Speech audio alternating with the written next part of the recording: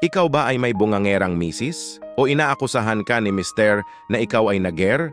May simpleng paraan upang maayos ang problema sa mag-asawa. Pero kailangan ng kooperasyon ni na Mrs. at Mister para matukoy ang ganitong issue. Kailangang tapusin na ni Mrs. ang galit, kawalan ng respeto o anumang conflict kay Mister.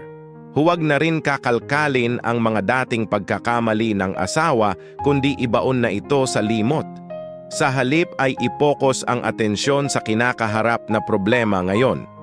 Magkusang magbigay ng pagkakataon kay Mister na pag-usapan ang problema na may respeto, na sumasang-ayon maging mahinahon sa tuwing mayroong argumento.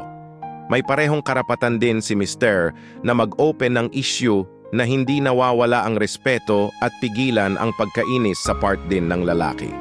Bilang lalaki, dapat i-address ni Mister ang reklamo ni Mrs. na mayroong pasensya at kabaitan.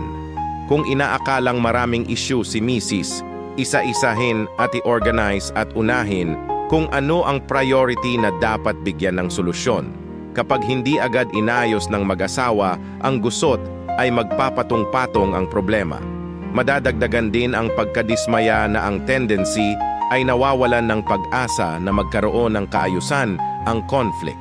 Pero kung magsisimulang gawa ng paraan ang issue, walang puwang para magdadakdak si Mrs. dahil inaayos ang problema.